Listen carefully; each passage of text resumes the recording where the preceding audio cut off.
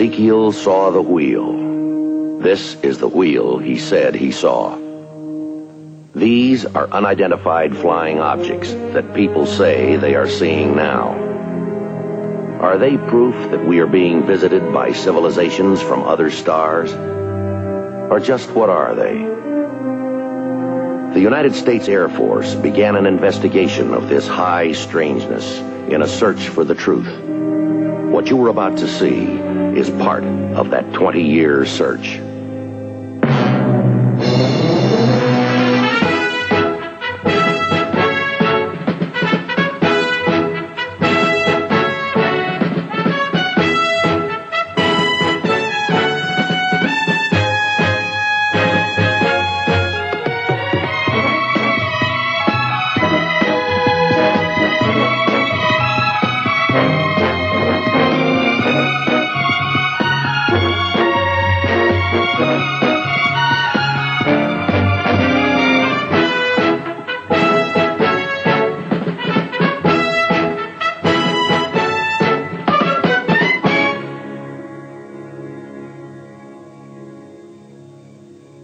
Eastern Kentucky, 0416 hours, 14 July.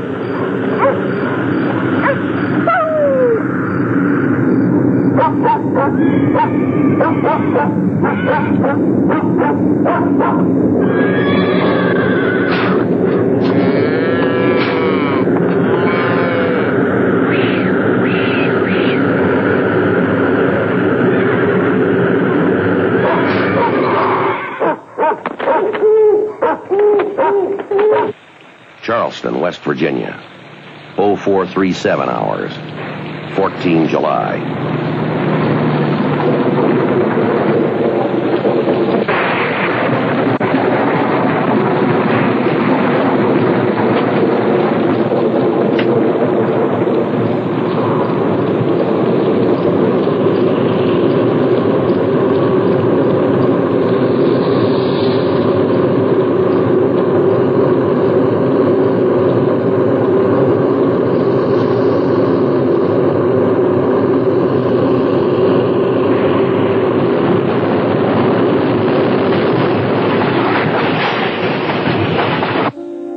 Central Virginia, 0502 hours, 14 July.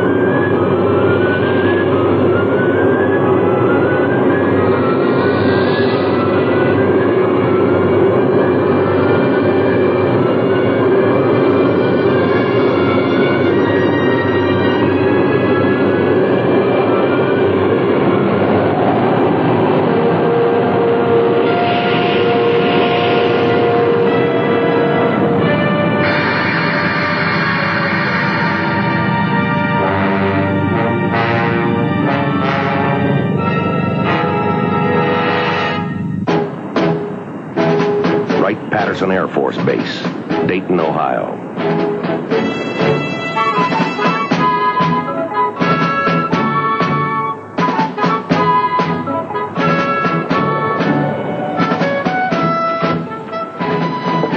Good morning, Sergeant. Major? Glad you could make it. I tried your barracks. Where'd they find you? In love. Still? Or again? Constantly. They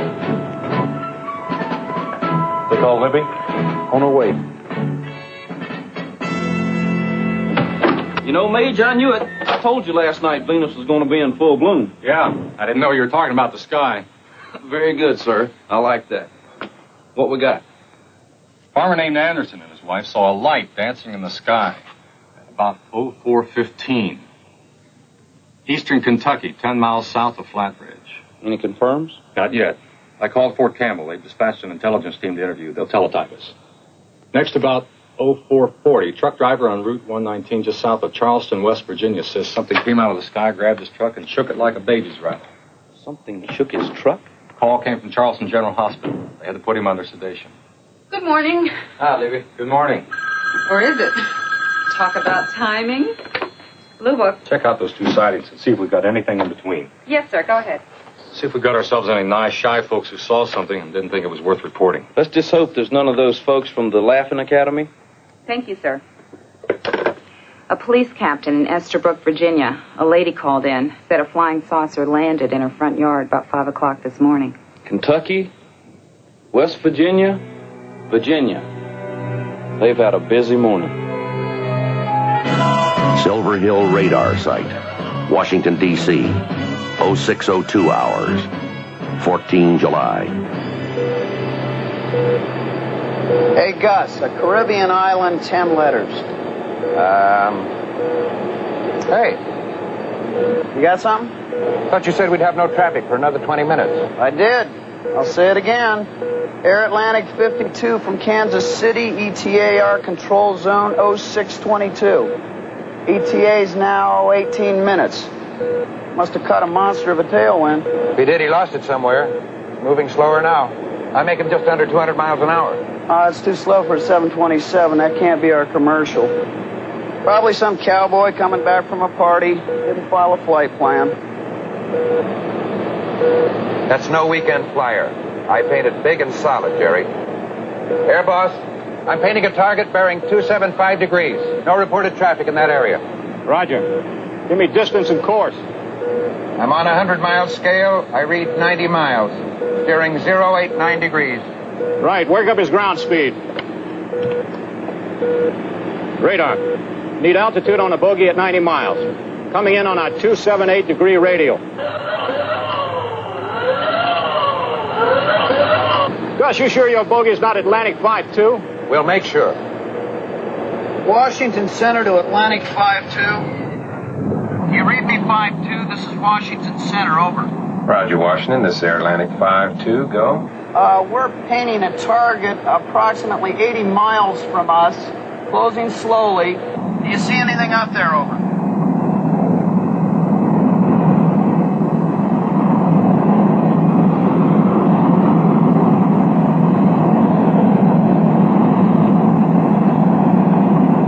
Negative, Washington. We see nothing. We show 145 miles from you on flight plan and schedule, over. Roger. Can you give me your altitude and airspeed, over? 5-2 here, flight level 330, speed 295 knots. Inbound, Nottingham fixed, 278 radio. Atlantic 5-2. Squawk 2438, over. Roger. Squawking 2438. Atlantic 5-2 is still way out of range. We still got our unknown. Radar, still waiting for a readout on our bogey. Roger, thanks. Our unknown is at 6,000 feet. Let's ask Atlantic 52 to take another look-see. A real careful look. This is Washington Center to Atlantic 5-2. We confirm your flight level 330. Start your descent to flight level 200. Report out of 330, over. Roger, Washington. Atlantic 5-2. Coming out of flight level 330 right now. Kind of early, aren't we, good buddy? Over. Fly now 270, radio Nottingham. We want you south of present course. We'll turn you shortly and have you over the Oxon fix. When you approach the runway 36. When you level at 200, look for visual at 10 o'clock low. Over. Roger, Washington. What exactly are we looking for? You tell us. We still paint that same unknown at 6,000. Bearing 279 degrees. Eyeball carefully. No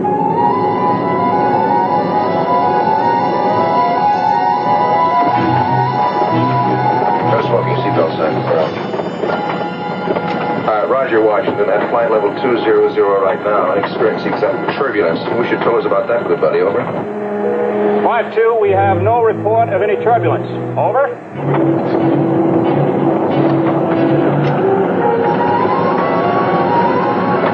Roger, Washington. We believe we see, Say again? You see what, 5-2? I don't know. Looks like a big ball of light hanging in the sky below us. More like a football. Shall we go down and take a closer look? Negative, 5-2. You got a load of passengers want to get home without a side trip. Continue your approach to runway 36. Contact approach control now, 217.4. Roger, Washington. Will do.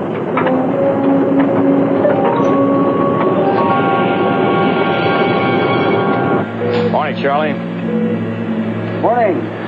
How'd you like to start your day with a real keen problem? Yours or mine? Mine now, yours maybe. We have an unidentified slow mover at 6,000. Confirmed by a visual sighting from a commercial airliner. What did he see? A blob of light, but it's moving into our control zone. Just one? Boss, you better come over and take a look at this. So what's the matter? This thing just took off straight up at about 1,000 miles per hour. Is it still climbing? No, sir. The radar height finder indicates the target's hanging at 20,000. Hanging. Yes, sir. Now, I paint ground speed at just under 100 knots an hour. There's no plane, nothing that can operate at 20,000 feet at under 100 an hour. That's close to hovering. You're so right. Now stay on it. Build and maintain a 20-mile buffer zone around that UFO. No more observations from commercial aircraft or anybody else except military interceptors. Defense Operations Center, Fort Lee. Go ahead, Washington. We paint a UFO entering our control region. No flight plan, no radio response. Roger.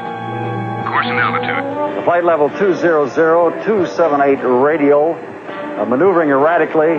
Estimate it could be over any DC target in 20 seconds. Roger. Tell Andrews to intercept and identify.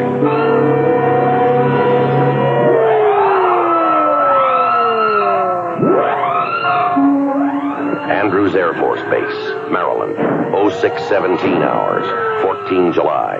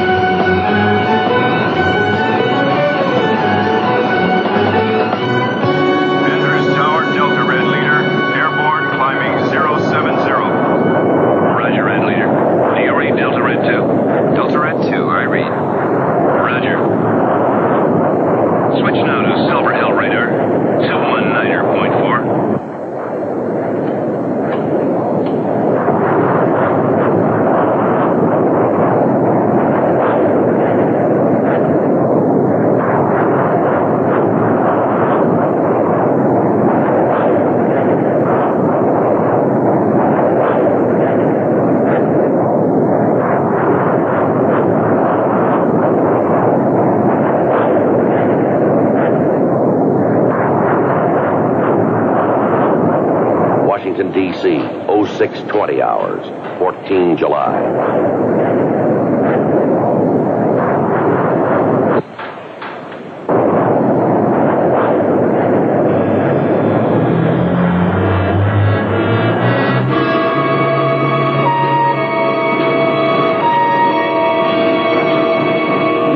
Silver Hill, Delta Red Leader. Hydraulic failure, aborting, returning to base. Roger, Red Leader. Delta Red 2, continue to intercept. Delta Red 2, affirm.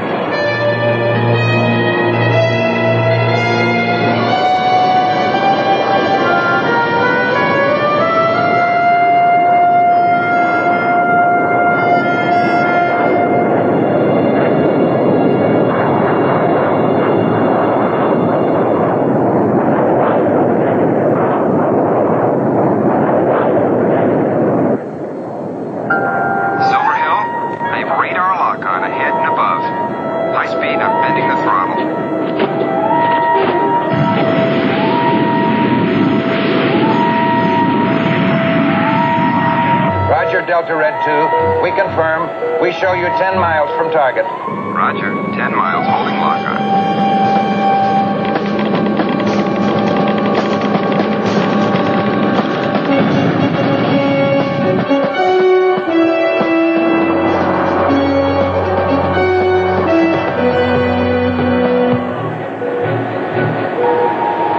I've lost the bogey.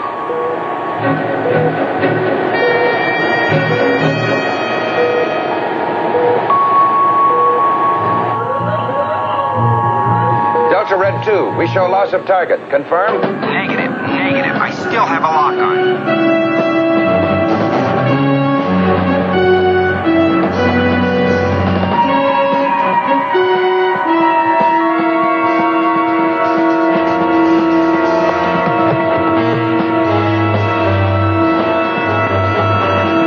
I'm at Mach 1.2 going through 20,000.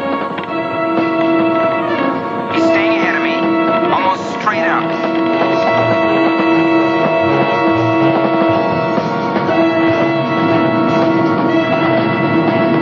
The hell's he flying?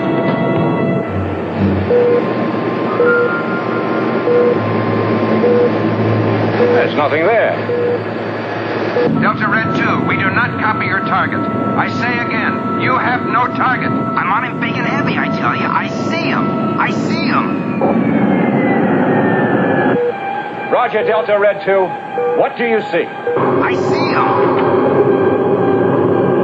We repeat. Delta Red 2. What do you see? Over.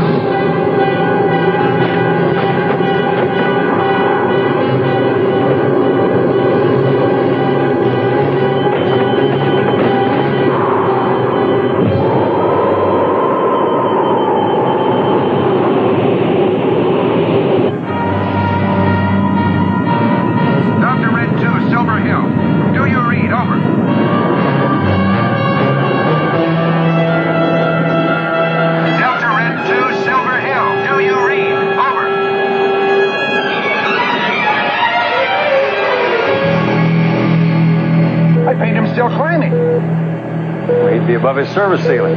He can't be climbing straight up. No, Charlie. He's going straight down.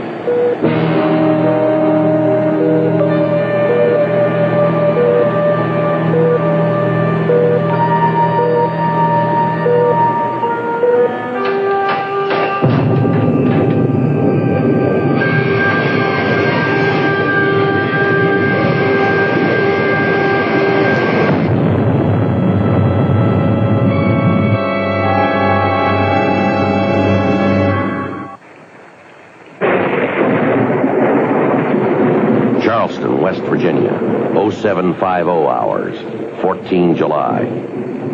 Anyway, I was beat. I couldn't even see through the windshield. So I pulled off onto the shoulder to take a break, you know. I'm just about to light up a smoke when I see this light, you know, like a hunk of fire. And it was barreling right at me like a red-hot bowling ball.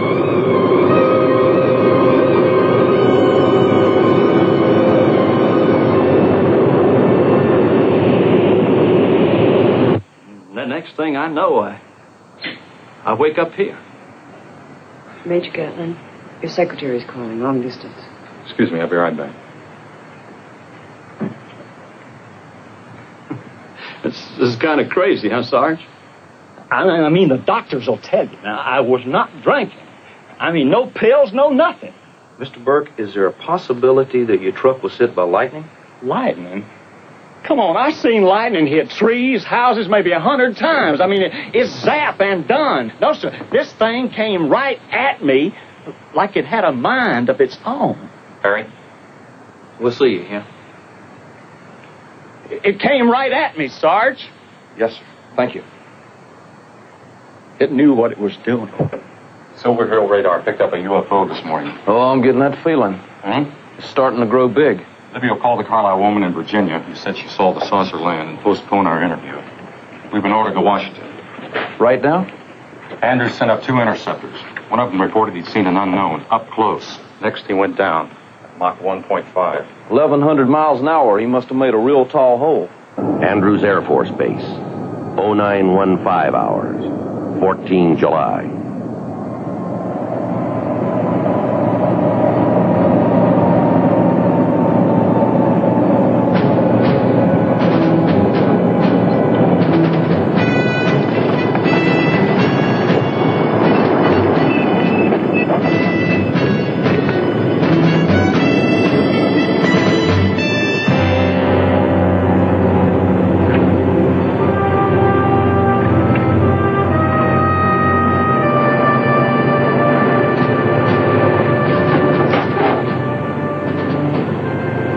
Fritz, I'm Gatlin, Project Blue Book. Coleman, Delta Red leader. I'm Graham, sir. Delta Red 2. Who was he? Gary McNair, first lieutenant. Remains have been sent to pathology. Where'd you find his body? Strapped in the cockpit. Got any early ideas on what happened to him, Captain? Not yet.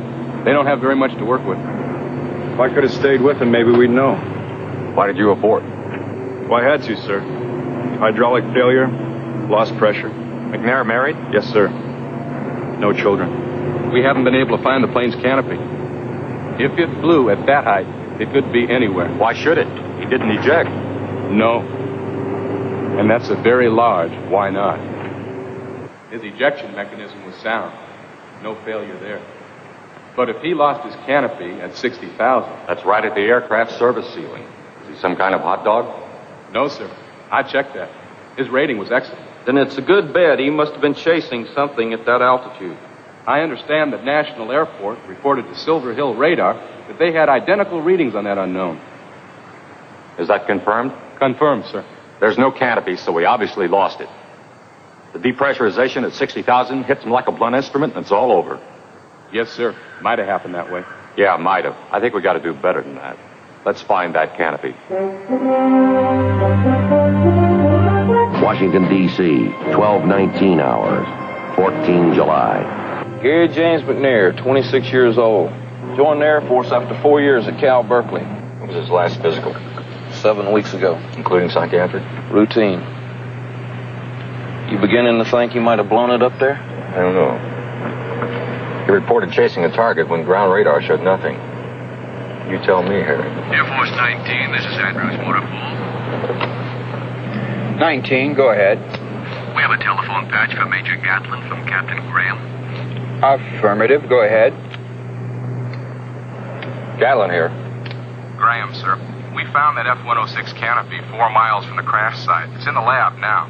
Outstanding, Captain. How soon can you have it for us?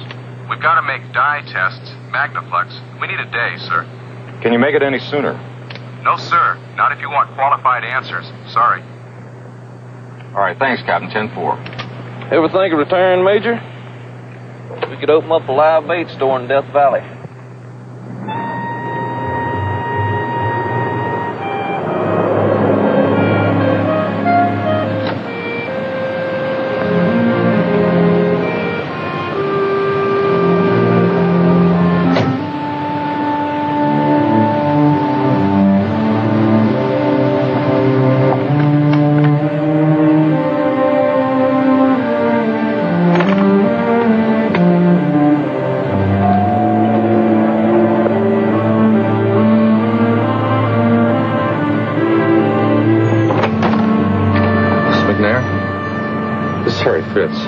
I'm Jake Gatlin.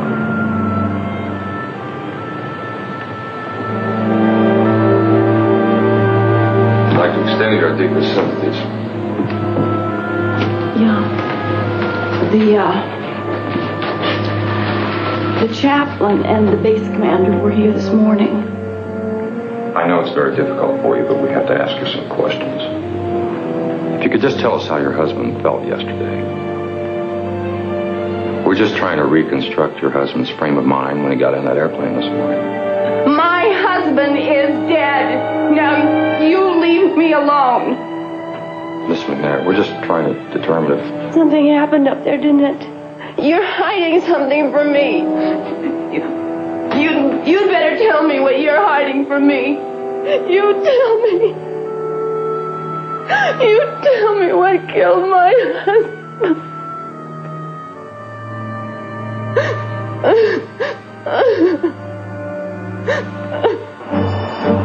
Andrews Air Force Base, 0916 hours, 15 July.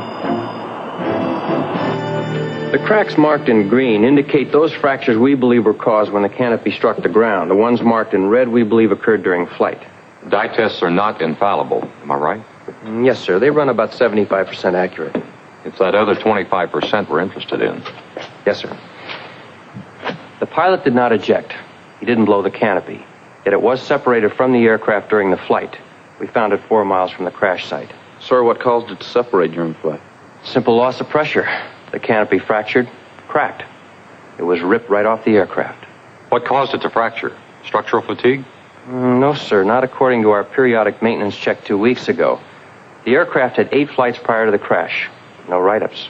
Then, sir, what caused the canopy to crack during flight? This piece of hardware fell 60,000 feet to the ground. The Major said it. Dye tests are not infallible, but that's what happened. Has to be. Has to? What else could it be, Major?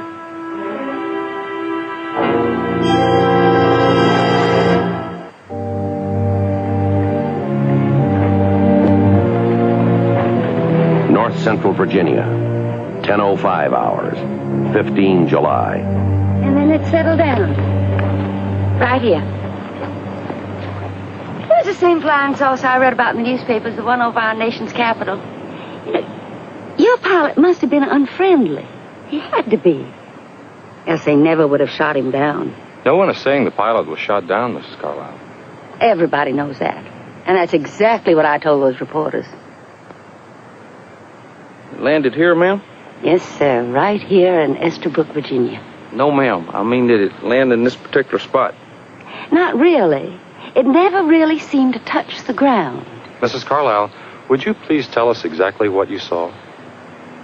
Yes, I'm happy to.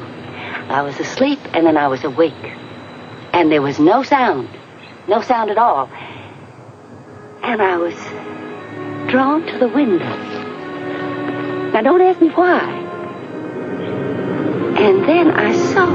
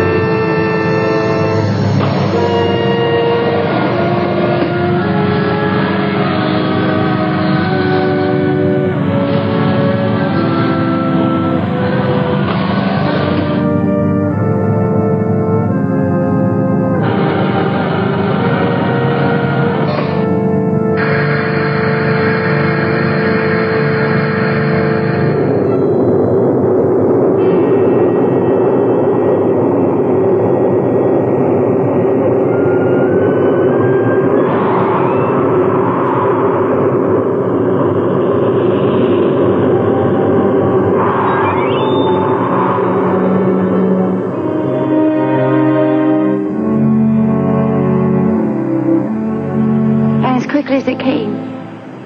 It was gone. Why did you say, "No, I am not afraid, thank you"? Oh, because he spoke to me. I didn't hear the words, but I understood as if he did. He told me they were visitors, and they meant us no harm.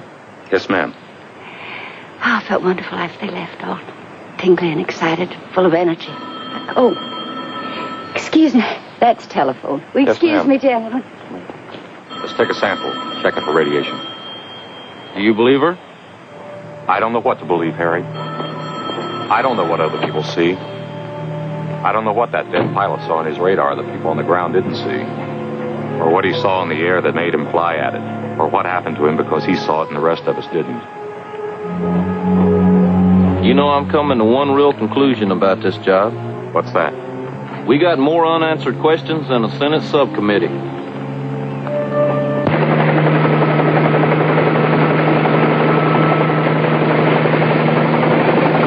Harry, check on those construction workers and have a talk with them. Check on Andrews Metro. Pull together a weather profile from Kentucky through the crash site, including any activity over Charleston, West Virginia. You got it, but where's that going to take us? Maybe someplace we haven't been. Oh, Major, Mrs. McNair. Please come in.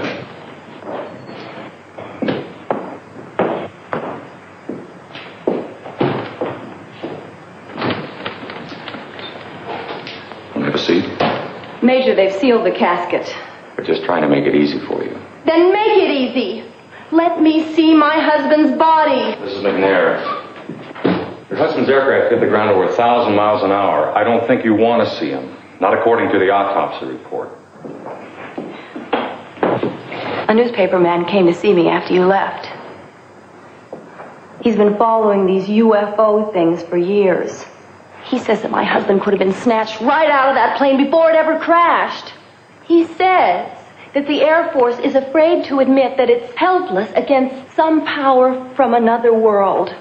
Now, that Carlisle woman in Virginia, she saw the thing. He's using you. Believe me, I've seen it before.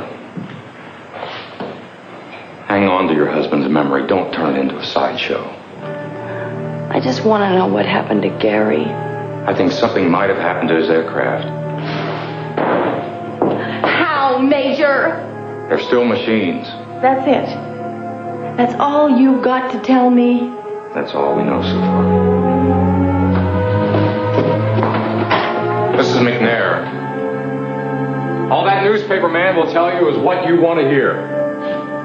Maybe. But not what you want to read. I promise you. Major? Major Gatlin, you're wanted at the Pentagon.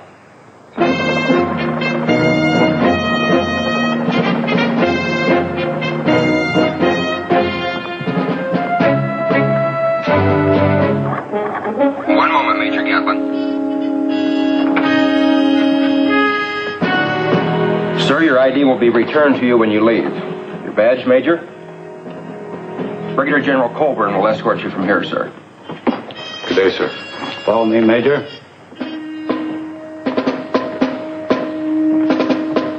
Stand behind me, please.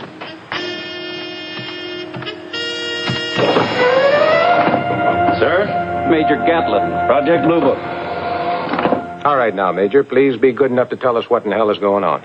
No definite explanation, sir. Not yet. Your opinion, Major. Was there something up there?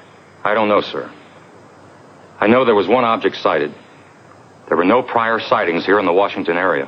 One UFO could mean a reconnaissance mission. The next question would be, reconnaissance of what?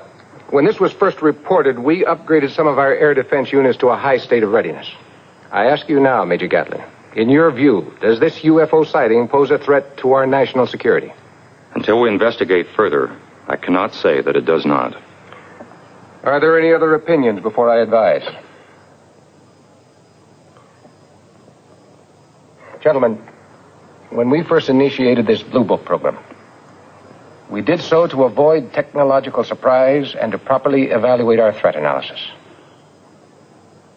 Major? Yes, sir. Until you and your people have had further opportunity to investigate these UFO sightings here over Washington, I'm going to put us on a standby to upgrade our defense posture. Agreed? Yes, sir. This is John W. In view of the current unknown sightings, and in the event that they persist, I would like to advise that effective now, we will remain on standby condition to bring all air defense interceptor units east of the Mississippi to a higher state of readiness. We will stand ready to upgrade to DEFCON 3. That is correct. Gentlemen, stand by to move to a 15-minute alert.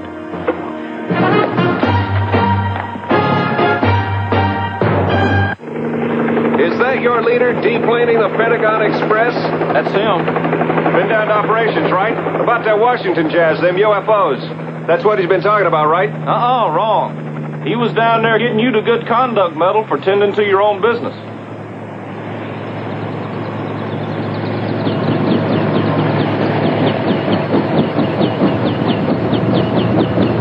That thing's going to operation. Got everything east of the Mississippi on the verge of a 15-minute alert. Tell me about those construction workers. Well, the first thing they saw were the two F-106s, Delta Red Leader and McNair flying formation.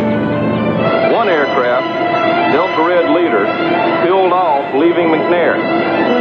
He began a series of acrobatics.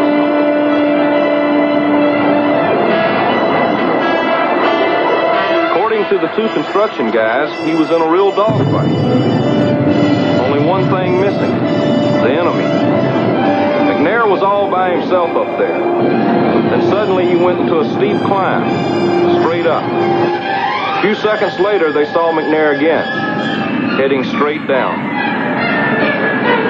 They see anything else? They saw the flame from the crash and they heard the double sonic boom. Well, if we believe them, and why shouldn't we? Then those construction men didn't see the same thing that McNair thought he saw. Well, maybe Lieutenant McNair saw something that wasn't where he saw it. Did you get that weather profile from Andrews Metro? Yes, sir, you ask and you got. SKU-T log P tells us there was a well of an inversion all the way from Kentucky through the crash site. Heavy isolated thunderstorm activity smack over Charleston, West Virginia. You have a rush? What's a rush? Gamblers talk when you feel you're getting lucky. I'd call it a notion. Well, where's your notion taking us? Silver Hill Radar. I'll brief you on the way.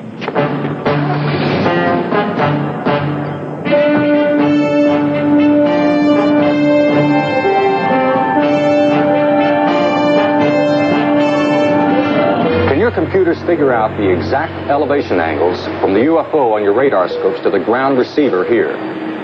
Why? Because maybe the signal bounced. Say again? Bounced or reflected. There was a heavy temperature inversion from 6 to 20,000 feet all the way from Kentucky through the crash site, including isolated thunderstorms over the Charleston, West Virginia area. Now, we get our copy of SKU-T, log P. Just what are you saying? We're saying that maybe, just maybe, your signal bounced off that inversion, hit something on the ground, and came back to you the same way. No sale. Is it possible? Let me ask you. That pilot locked onto something up there, and he died trying to prove it.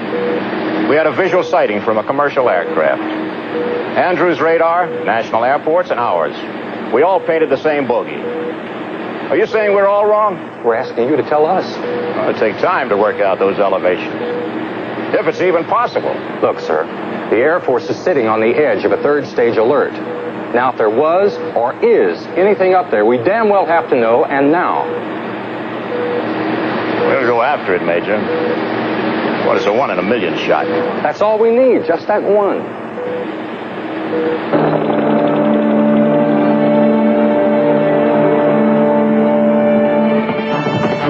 Stand behind me, gentlemen.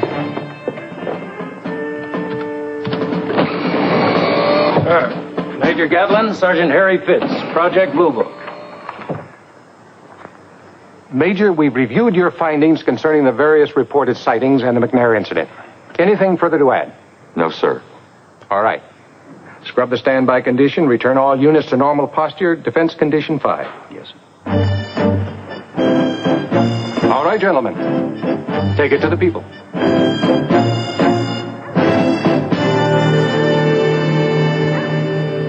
Our investigations lead us to believe that you people may have seen reflected light. The reflection could have been caused by a rare weather condition that existed that morning. Experts call it a temperature inversion. The actual source of that light could have been many miles from your farm here. How's that? Have you ever shined your flashlight into a mirror and seen it reflect on an opposite wall?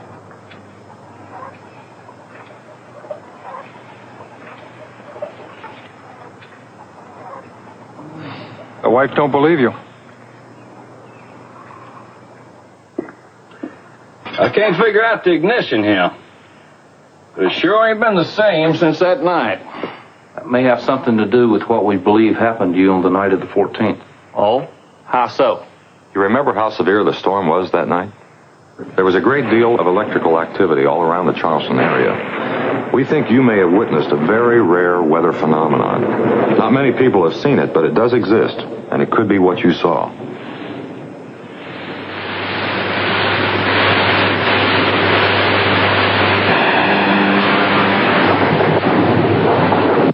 Whatever it was, it knew what it was up to. We examined your truck while you were in the hospital. We found burn marks on the hood. Yeah, I noticed them. You could have been struck by ball lightning. Never heard of it. It's extremely rare, but it's been known to occur in heavy electrical storms. Scientists tell us that ball lightning has been known to cut wire fences, explode in chimneys, chase people, even find its way into houses through keyholes and cracks in the floor. My goodness. Tell me, either one of you ever seen it? No, sir. Never have. Don't.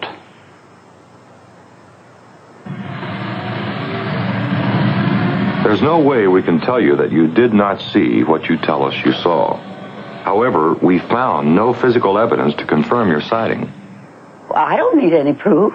I saw what I saw. Yes, ma'am. But we found no evidence of radiation here. Now, what's that supposed to mean? The machine you say you saw would have to be powered by some means. The most likely possibility would be a system that would leave behind traces of radioactivity, to the best of our knowledge. Uh-huh. To the best of our knowledge. Why? We didn't use it to get to the moon. No, ma'am. But we did leave evidence of our visit behind. Because we didn't have the means to bring back all those expensive gadgets. Now, did we? Since we didn't use atomic energy, why should we believe that they do? Isn't it possible they could be ahead of us? The great distances that would have to be traveled to reach our planet would require a propulsion system far more sophisticated than we now know. We can only assume that it could be some form of atomic power. There you go again, Major. Assuming. Without positive physical evidence, we have no choice. Well, neither do I. And I have all the positive physical evidence I need. It landed right there. I saw it. And it left without leaving a trace of anything behind. Now, let's have some more lemonade. I assume my invitation had something to do with this morning's newspaper. We read it. A small story on page 14. Something about pilot's wife refuses to blame the Air Force. I think they mention your name. Are you all right now? The funeral was yesterday. No, I can handle it. You know what I cry about now? That we didn't have a baby. At least one. It's going to hurt for a long time. Do you know anything more about what happened to Gary? A little. A couple of airline pilots may have seen what your husband saw, but we can't be sure. We believe we're dealing with a temperature inversion that created a series of reflections that were transmitted from a far distant point. I don't understand. We think Lieutenant McNair saw something, but he wasn't sure what he saw, even though the radar scopes indicated something up there, at least for a period of time. Those radar scopes and the airliner saw something, but we're not certain what they saw. That temperature inversion could have caused a reflected light from a distant ground source.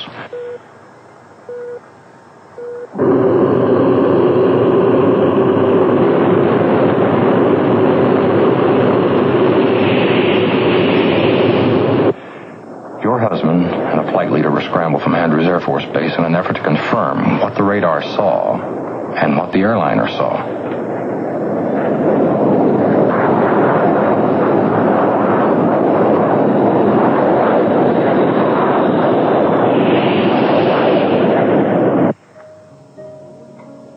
Gary saw it, but he didn't know what he was seeing. Is that what you're saying? If the Major or I had been up there, it's entirely possible that we would have seen the same thing, and we wouldn't have known. There's a great deal about weather phenomena that we don't know, but we're learning. The radar. I still don't understand how it could be wrong.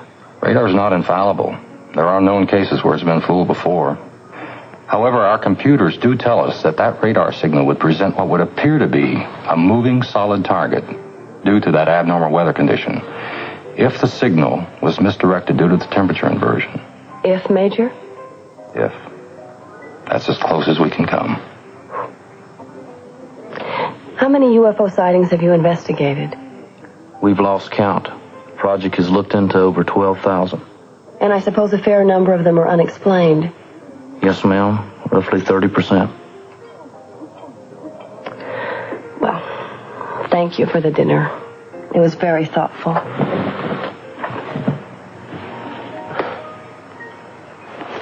My husband, Major. Are you satisfied? No, I'm not. Thank you.